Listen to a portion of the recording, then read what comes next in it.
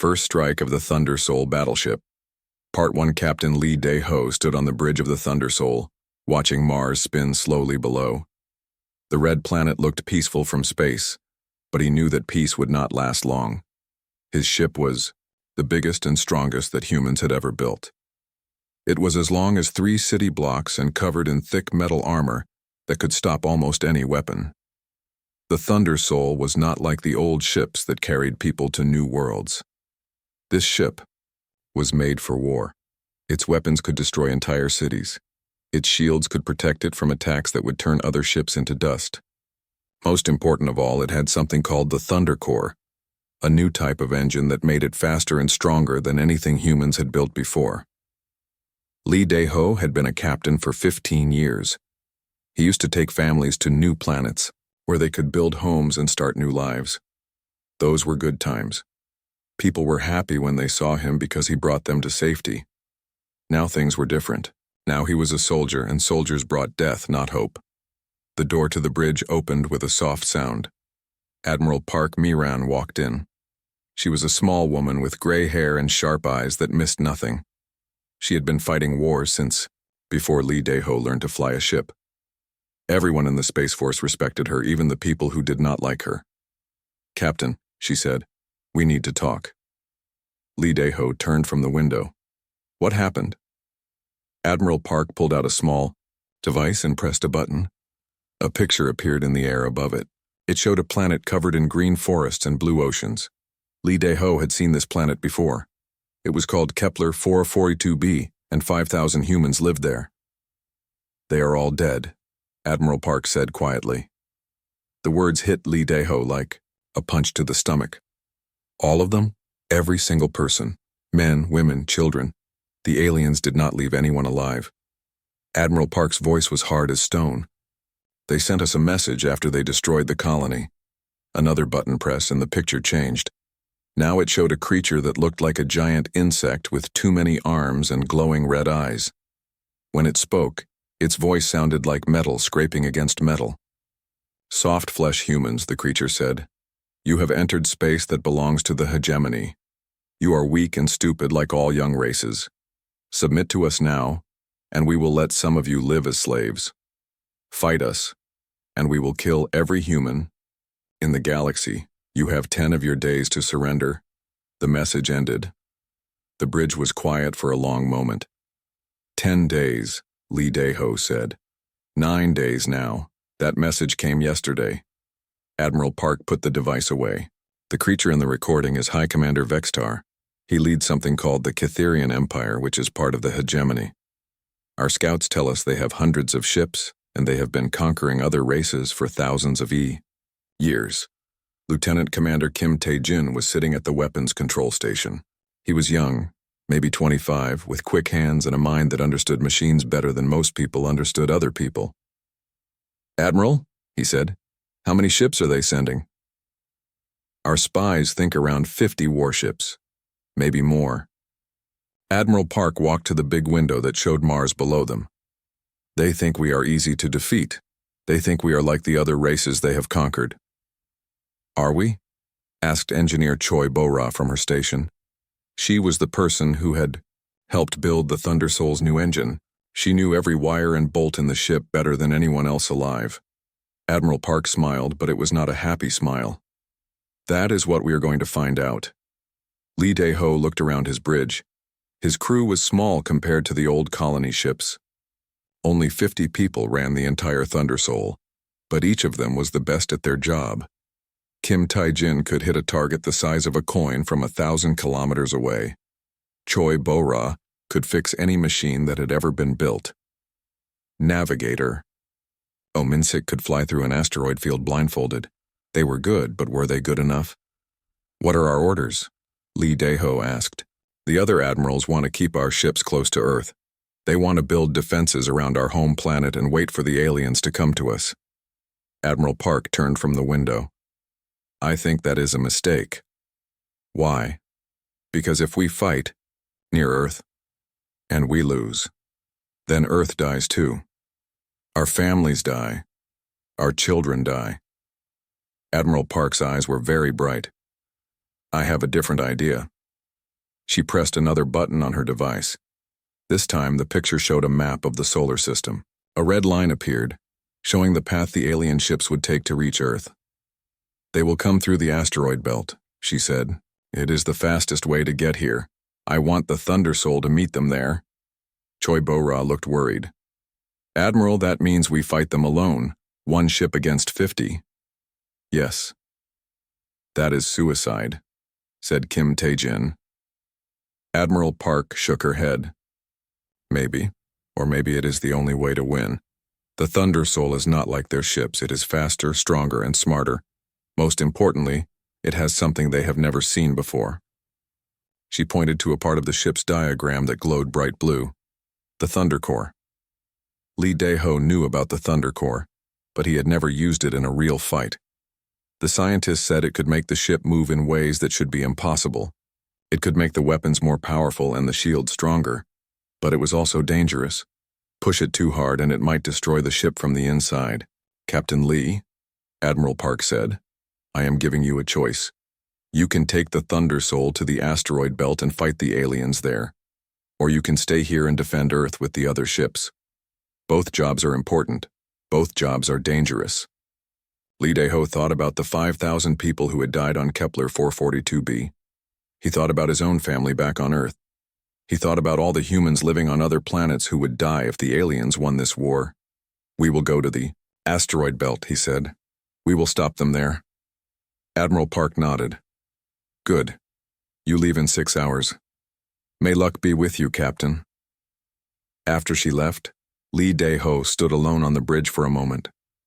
Through the window he could see other human ships moving around Mars. They looked so small compared to the Thunder Soul. Soon, those ships would be all that stood between Earth and destruction. He pressed a button on his chair. "All crew, this is the captain. Prepare for departure. We have aliens to kill." First strike of the Thunder Soul battleship. Part 2 High Commander Vextar stood in the command center of his flagship, the World Breaker. Around him, holographic displays showed the positions of his fleet. 47 warships moved through space toward the small yellow star where the humans lived. Each ship was a masterpiece of Cytherian engineering, built to destroy planets and crush entire civilizations. Vextar was proud of his fleet. In his 300 years of life, he had conquered 12 different species. Some fought bravely, others surrendered quickly, but all of them eventually knelt before the power of the hegemony. The humans would be no different. "High Commander," said Fleet Admiral Zekmoth, approaching with quick steps. Zekmoth was younger than Vextar, with bright green skin and 4 arms that moved constantly when he talked. "We have new intelligence about the human military." "Tell me," Vextar said, not taking his eyes off the displays. "They have approximately 200 ships, but most are cargo vessels or small patrol craft. Only 15 are true warships, and even those are primitive by our standards." Zekmoth activated a hologram showing human ship designs. Their weapons are basic plasma cannons and missile systems. Their armor is thin metal plating.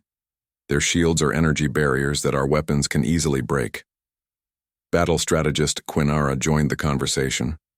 She was an Exilian, a species that had joined the hegemony 50 years ago after a brief war. Her people were known for their ability to plan complex battles. "The humans do have one advantage," she said carefully. "What advantage?" Vextar asked. "Numbers. They reproduce very quickly, and they have built many factories in their star system. If we allow them to continue building ships, they might become a threat in 50 or 100 years. Vextar laughed, a sound like breaking glass. 50 years? By then there will be no humans left to build ships. We will finish this war in 50 days, not 50 years. Grand Inquisitor Hexalon stepped forward. He was the largest creature on the ship, standing 3 meters tall with thick black skin and eyes that glowed like red stars. His job was to break the spirits of conquered species and make them obey the hegemony. "High Commander, should we prepare the pacification protocols?" "Yes," Vextar said. "After we destroy their military, we will need to control the survivors. How many humans live in this system?" "Approximately 8 billion on their home planet, and another 2 billion spread across various colonies and space stations," Hexulon replied. I recommend we keep 10% alive as workers. The rest can be eliminated.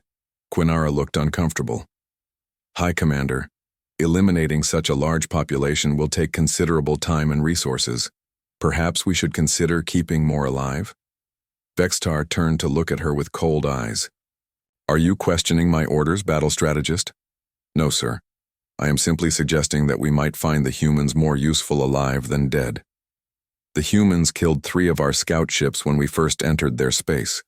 They refused our offer of peaceful surrender. They have chosen to resist the hegemony. Vextar's voice became harder. Resistance must be punished. Other species must see what happens when they defy us. On the other side of the solar system, the Thunder Soul moved through space toward the asteroid belt. Captain Lee Dae-ho sat in his command chair watching the stars ahead. His ship was traveling faster than any human vessel had ever gone before, but it would still take 2 days to reach the intercept point. Captain, said Lieutenant Commander Kim Tae-jin from his weapons station, I have been running simulations of the coming battle. What do the simulations tell you? Kim Tae-jin hesitated. They tell me we are going to die, sir. Several crew members looked up from their stations. Engineer Choi Bora stopped what she was doing at her control panel. Navigator Oh Min-sik turned around in his chair. Explain, Lee Dae-ho said calmly. Even if our weapons are twice as effective as theirs, and even if our shields are 3 times stronger, we cannot fight 47 ships at the same time. They will surround us and attack from all directions. We might destroy 5 or 6 of their ships before they kill us. Communications Officer Han Solby spoke up from her station. Sir, maybe we should call for backup. The other Earth ships could meet us halfway. No, Lee Dae-ho said firmly. Admiral Park was right. If we fight near Earth and lose, then Earth dies too. We make our stand here in the asteroid belt, far from our home. Medical Officer Kang Jun-ho, who rarely spoke during these meetings, raised his hand. Captain, may I ask a question? What is it, Doctor? Why do you think Admiral Park chose us for this mission? There are other ships, other captains with more battle experience. Lee Dae-ho thought about this for a moment. Because we have the Thunder Corps. Choi Bora leaned forward. Captain, I need to tell you something about the Thunder Corps.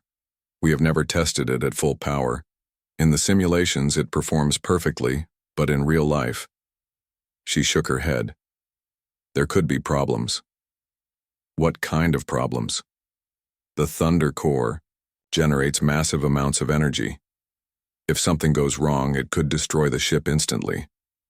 Also, running it at maximum power puts enormous stress on all our systems. The weapons might overload. The shields might fail. The engines might stop working. And if we do not use the Thunder Corps at full power, then we definitely lose the battle. Lee Dae-ho smiled grimly. So our choice is between certain death and possible death? That is correct, sir. Navigator Oh Min-sik turned back to his controls. Captain, I have been plotting courses through the asteroid belt. There are several areas where the asteroids are very dense. If we could lure the alien ships into those areas, they might crash into the asteroids. Kim Tae-jin finished the thought. That is a good idea, but their ships probably have sensors that can detect obstacles. True, but what if we could jam their sensors somehow? Choi Bora's eyes lit up. The Thunder Corps generates electromagnetic radiation as a side effect. If we modulated the output frequency, we might be able to interfere with their electronics. Would that work? Lee Dae-ho asked. I do not know. It is just a theory. How long would you need to modify the Thunder Corps? 6 hours, maybe 8. Lee Dae-ho checked the time display on his command chair. They would reach the asteroid belt in 36 hours. That gave them time to make the modifications and test them before the aliens arrived. Do it, he ordered. Kim, I want you to work with Choi on the electromagnetic jamming system. Oh, plot multiple courses through the densest parts of the asteroid field. Han, monitor all communications from Earth. I want to know if the aliens change their plans. As his crew went to work, Lee Dae-ho stared out at the stars. Somewhere out there, 47 alien warships were coming to destroy humanity. The aliens thought humans were weak and stupid. They thought this would be an easy war. Lee Dae-ho hoped they were wrong about humans being weak, but he was starting to think they might be right about humans being stupid. After all, only a stupid person would take one ship to fight 47. Then again, sometimes being stupid was the same as being brave.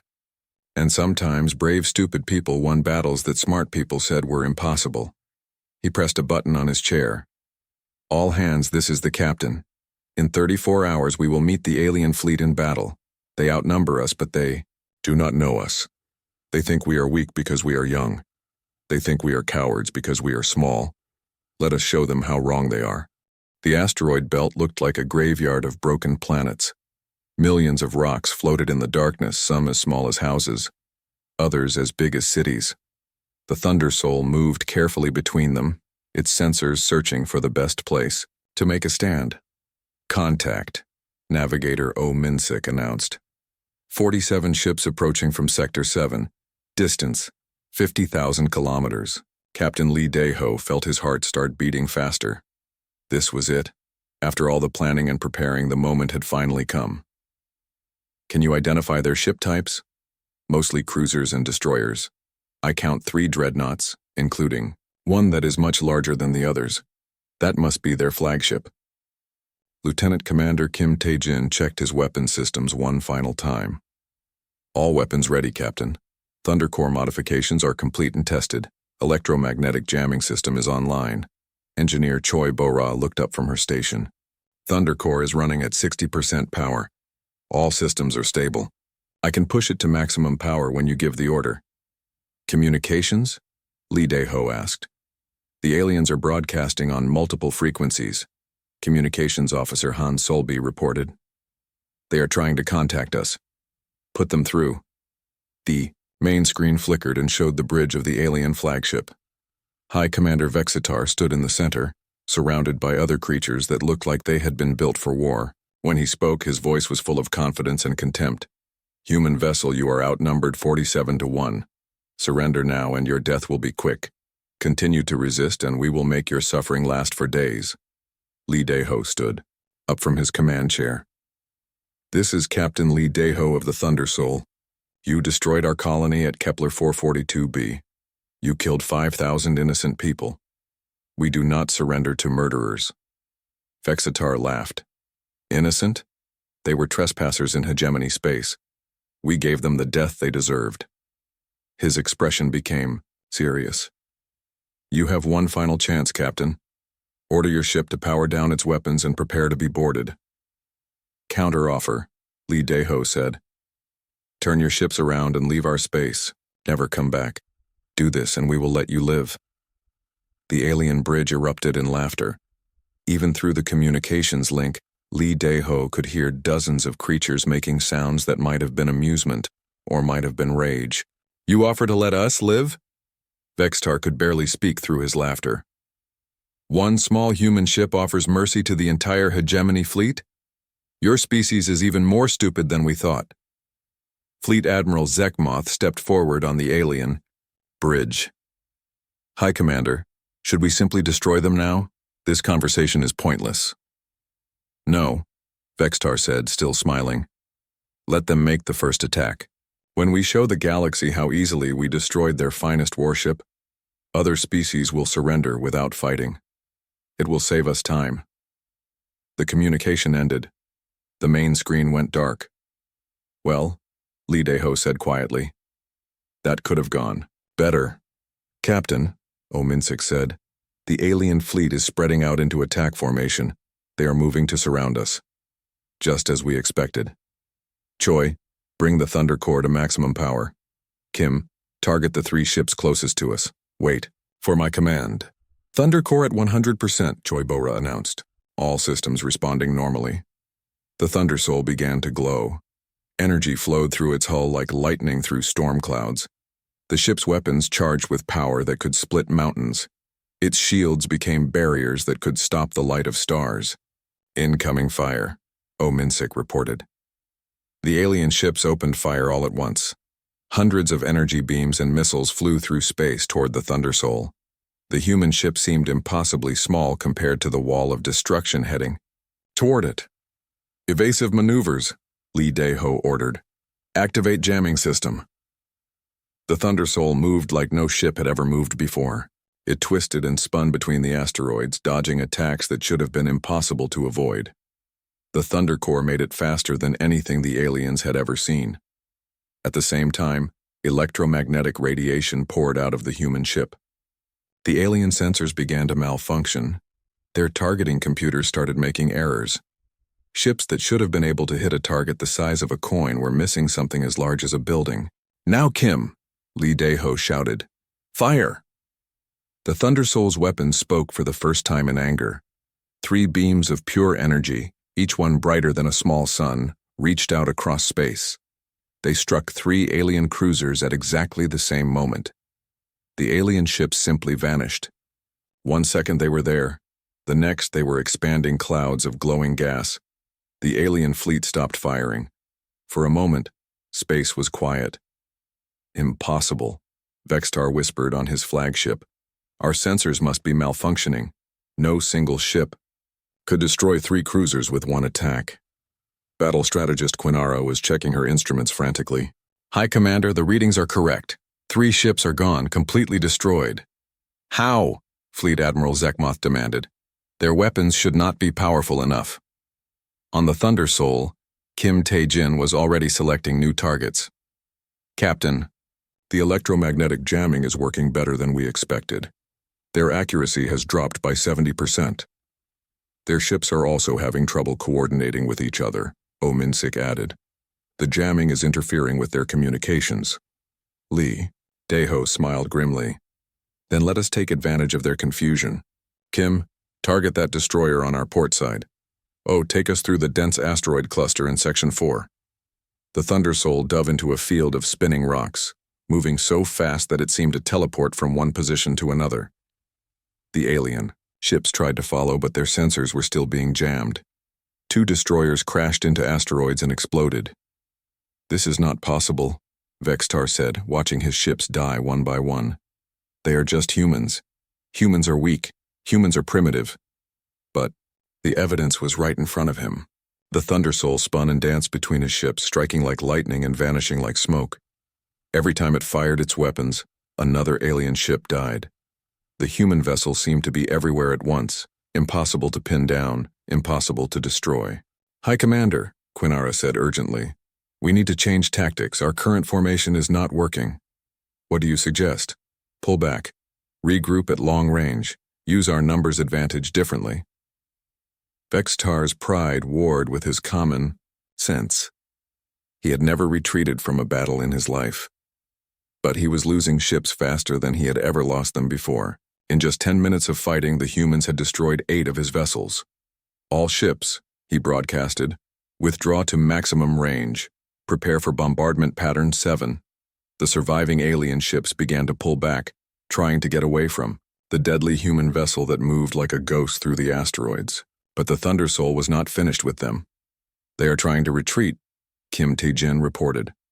"Do not let them," Lee Dae-ho ordered. "We have surprised them, but surprise only works once. If they regroup and attack us from long range, our advantages disappear." The Thunder Soul chased the fleeing alien ships, its weapons firing continuously. 2 more cruisers exploded. A destroyer lost its engines and drifted helplessly into an asteroid. 12 ships destroyed, Oh Min-sik announced. 35 remaining. But Lee Dae-ho knew the easy part was over. The aliens were no longer underestimating them. Now, the real battle would begin. High Commander Vextar stood on his flagship's bridge watching the impossible happen. 12 of his ships were gone, destroyed by a single human vessel.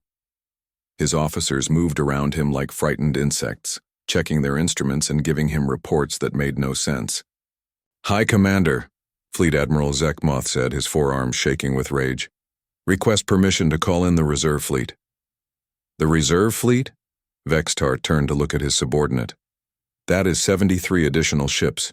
You want me to call in our entire reserve force to fight one human vessel?"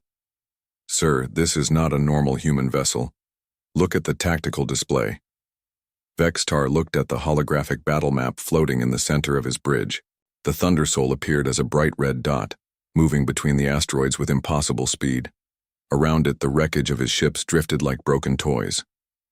"What kind of weapons are they using?" he demanded. Battle strategist Quinara consulted her instruments. "Energy output is approximately 3 times higher than anything we have seen from human technology. Their targeting systems are also far more advanced than our intelligence suggested. And their ship is faster than anything in our fleet," added the sensor operator, a young Catherian with nervous eyes. "It is moving at speeds that should tear the hull apart, but somehow it remains intact." Vexter felt something he had not experienced in many years. Fear. Not fear of death, which was always present in battle, but fear of failure. Fear that he might be the first hegemony commander to lose a battle to a primitive species. "Send the message," he ordered. "Call in the reserve fleet." On the Thundersoul, engineer Choi Bora watched her instruments with growing concern. The Thunder Core was performing perfectly, but the stress on the ship's other systems was enormous. Hull temperature was rising. Power conduits were overloading. The weapons were firing so rapidly that their cooling systems could barely keep up. "Captain," she called out, "we cannot maintain this pace much longer. The Thunder Core is stable, but everything else is starting to fail." Captain Lee Dae-ho nodded grimly.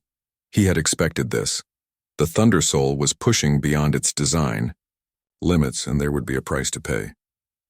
"How long can we keep fighting at full power?" "Maybe 30 minutes. After that, we will need to reduce our output or risk a complete system failure." Lieutenant Commander Kim Tae-jin looked up from his weapons station. "Captain, I am detecting new contacts. A lot of new contacts." "How many?" Kim Tae-jin's face went pale. 73 ships, sir, coming in fast from the outer system." Navigator Oh Min-sik confirmed the reading. "They will be here in 20 minutes. Lee Dae-ho felt his heart sink. 35 ships were already more than they could handle for much longer. With 73 more ships joining the battle, the Thundersoul would be outnumbered more than 100 to 1. "Captain," Communications Officer Han Solby said quietly, "maybe we should consider retreating. We have already done more damage than anyone thought possible." "No," Lee Dae-ho said firmly. "If we retreat now, the aliens will follow us back to Earth, our families will die, our planet will burn." He stood up from his command chair. "We make our stand here." Medical Officer Kang Jun-ho, who had been treating crew members injured by system overloads, looked up from his work. "Captain, if I may, we are all going to die here, are we not?" Lee Dae-ho met the doctor's eyes. "Probably. Then I want you to know that it has been an honor to serve with you." One by one, the other crew members nodded their agreement. These people had followed him across the galaxy to fight an impossible battle, and not one of them complained about the odds they faced. "The honor has been mine," Lee Dae-ho said. "Now let us show these aliens what humans can do when they are cornered." The Thundersoul dove back into battle with renewed fury. Kim Tae-jin had discovered that he could link the ship's weapons together, creating devastating plasma webs that could destroy multiple targets at once. 3 more alien ships vanished in balls of fire. Choi Bo-ra pushed the Thunder Core even harder, giving the ship speed and power that should have been impossible. The Thundersoul moved through space like a comet, leaving a trail of destroyed alien vessels behind it. Oh Min-sik plotted courses that used the asteroids like weapons. He would lead alien ships into dense rock fields, then jam their sensors at exactly the right moment. The aliens would crash into asteroids they could not see, their hulls splitting, open like broken eggs. But the human ship was taking damage too. Energy blasts that managed to get through the interference struck the Thundersoul's shields and armor. Systems began to fail. Fires broke out on several decks. "Hull breach on Deck 7, Kang Jun-ho reported. Medical team responding. "Weapons Array 2 is offline," Kim Tae-jin announced, switching to backup systems. "Engine temperature is critical," Choi Bo-ra warned. "We need to reduce power or we will have a core breach." But Lee Dae-ho could not reduce power. Not yet. The alien reinforcements were almost here. He had maybe 5 minutes to destroy as many enemy ships as possible. Before the odds became truly impossible, "All power to weapons," he ordered. "Everything we have." The Thundersoul blazed with energy. Its weapons fired continuously, sending streams of deadly plasma across space. 6 alien ships died in as many seconds. 8 more followed moments later. Reinforcement fleet has arrived, Ominsik announced. Lee Dae-ho looked at the tactical display. 108 alien warships now surrounded his single vessel. The Thundersoul was like a single candle trying to light up the night sky. But it was a very bright candle. Kim, Lee Dae-ho said, target the largest ship in the new fleet, that big dreadnought there. Sir, that target is heavily armored. Our weapons might not be able to penetrate its shields. Then we will hit it with everything we have. Choi, I need the Thunder Core at 150% power. Choi, Bora's eyes went wide. Captain, that level of power output could destroy us. If we do not destroy that dreadnought, it will destroy us anyway. Lee Dae-ho sat back in his command chair. Do it. The Thunder Core began to overload. Warning alarms sounded throughout the ship. The lights flickered as massive amounts of energy flowed through systems never meant to handle such power. Thunder Core at 150%. Choi Bora reported. All weapons charged to maximum. Fire, Lee Dae-ho commanded. Every weapon on the Thundersoul fired at the same target. The combined energy beam was so bright that it lit up the entire asteroid belt. It struck the alien dreadnought's shields and kept going, burning through armor like a knife through paper. The massive alien ship exploded like a small star. But the effort had cost them. The Thundersoul systems began failing all over the ship. The Thunder Core was damaged and running unstably. Half their weapons were offline, and there were still 107 alien ships left to fight. The bridge of the Thundersoul was filled with smoke and sparks. Half the control panels were dark, and the ship shook constantly from system failures.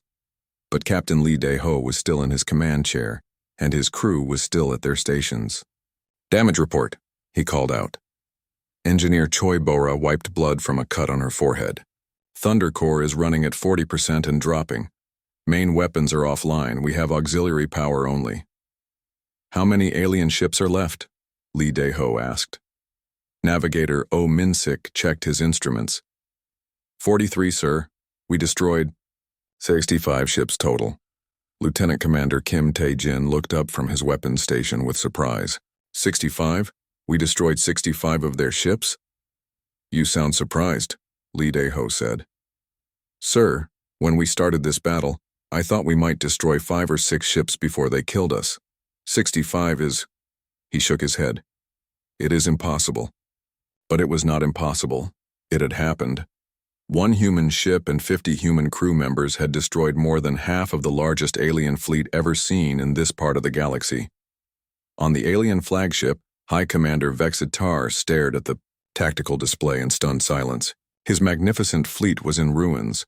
Ships that had conquered a dozen worlds were now floating wreckage, and the single human vessel that had done this to them was still fighting. High Commander, Battle Strategist Quinara said quietly, perhaps we should consider withdrawing. Vexitar turned to look at her with rage in his eyes. Withdraw? We outnumber them 43-1. Yes, sir, but 30 minutes ago, we outnumbered them 108-1. Quinara gestured at the display. At our current rate of loss, they will destroy our entire fleet in another hour. That is impossible. They are nearly destroyed themselves. Fleet Admiral Zekmoth stepped forward. High Commander, our sensors show that the human ship has suffered major damage. Their weapons are mostly offline. Their engines are failing. If we attack now with everything we have left, we can finish them. Vexitar nodded slowly. Yes. 1. Final attack. All ships maximum firepower. Destroy that human vessel once and for all. The remaining alien ships moved into position for their final assault. 43 warships against 1 damaged human vessel. The outcome should have been certain. But the Thundersoul was not finished fighting. Captain? Communications Officer. Han Solby said, I am receiving a transmission from Earth. Admiral Park wants to speak with you. Put her through. Admiral Park's face appeared on the damaged main screen. Behind her, Lee Dae-ho could see the command center of Earth's defense headquarters. Captain Lee, your battle has been broadcast throughout human space. Every person on Earth is watching. Admiral, we have done all we can. The ship is badly damaged. We cannot fight much longer. Admiral Park smiled. Captain, do you know what you have accomplished here today? You have shown the galaxy that humans cannot be conquered. You have proven that we are not weak. Most importantly, you have given us time. Time for what? For this. Admiral Park pressed a button on her control panel. Min-6 instruments suddenly came alive with new contacts. Captain, new ships approaching. Human ships. Lee Dae-ho looked at the tactical display in amazement. Dozens of human vessels were arriving in the asteroid belt. They were not as advanced as the Thunder Soul, but there were many of them, and they were moving fast. Every ship in the Earth Defense Fleet, Admiral Park explained. Every captain volunteered to come help you. They should reach your position in 10 minutes. But 10 minutes might as well have been 10 hours. The alien fleet was attacking now. All ships, fire, Vextar commanded. Hundreds of energy beams reached out toward the Thunder Soul. The human ship tried to dodge, but it was too damaged to move quickly. Several blasts struck the hull directly. Shields are gone, Choi Bo-ra reported. Armor is failing. We cannot take another hit like that. Lee Dae-ho made a decision that would be remembered for 1,000 years. All hands, this is the captain. Prepare for ramming speed. The bridge crew looked at him in shock. Sir? Kim Tae-jin asked. We cannot outfight them, and we cannot outrun them. But we can make sure they never attack Earth. Lee Dae-ho pointed at the tactical display. Set course for their flagship. Choi, give me everything the Thunder Corps has left. Captain? Medical Officer Kang Jun-ho said quietly. We will not survive a ramming attack. I know. Lee Dae-ho looked around at his crew. But Earth will survive. Humanity will survive. That is what matters. The Thunder Soul turned toward Vextar's flagship and accelerated. The dying human ship moved faster and faster, using the last of its power for one final attack. Vextar watched in horror as the human vessel approached his ship. All weapons. Fire! Stop them! The alien fleet poured everything they had into the Thunder Soul. The human ship's armor peeled away like old paint. Fires burned throughout its hull, but it kept coming. They are insane, Zekmoth whispered. Completely insane. No, Quinara said, understanding at last what they were facing. They are human. Just as the Thunder Soul was about to strike the alien flagship, the Earth Defense Fleet arrived. 50 human ships dropped out of faster-than-light travel and immediately opened fire on the alien fleet. The aliens focused entirely on stopping. The Thunder Soul's ramming attack were caught completely off guard. A dozen alien ships exploded before they could react. In the confusion, the Thunder Soul struck Vextar's flagship. The two ships disappeared in a ball of nuclear fire that could be seen from Mars. When the explosion faded, only wreckage remained of both vessels. The battle was over. The surviving alien ships, leaderless and terrified, fled into deep space. They would return to hegemony territory with news that would change the galaxy forever. The humans were not weak. The humans were not primitive. The humans were dangerous.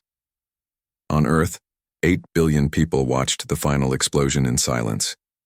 They had lost their greatest ship and their bravest crew, but they had won something more important: respect. No alien species would ever again think that humans were easy prey. Admiral Park stood in her command center, watching the tactical display as the alien fleet retreated. Her aide, a young officer named Lieutenant Bae Soo-jin, approached with a communication pad. Admiral, Lieutenant Bae said, we are receiving messages from across the galaxy. Dozens of alien species want to establish diplomatic relations with Earth. And the hegemony?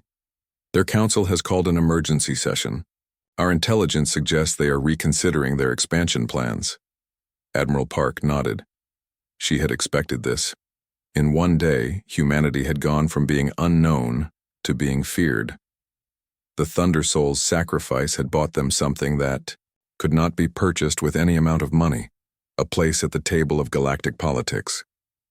"Begin construction of the Thundersoul 2 immediately," she ordered, "and this time, build 5 of them." As the human ships began rescue operations in the asteroid belt, searching for survivors and recovering the bodies of the dead, a new message was broadcast across the galaxy. It was simple, direct, and translated into every known alien language. "This is Earth. We did not want this war, but we did not start it. We offered peace and you chose violence. We offered mercy and you chose murder. Now you know what happens when you threaten humanity. We are not conquerors. We are not enslaved. We are free, and we will remain free. Any species that respects this will find friendship with Earth. Any species that challenges this will find what the hegemony found today." High Commander Vextar was dead, his flagship destroyed, his fleet scattered. But in his defeat, he had accomplished something he never intended. He had introduced humanity to the galaxy as a force that would never be conquered. The Thundersoul was gone, but its legacy would echo across the stars for generations to come.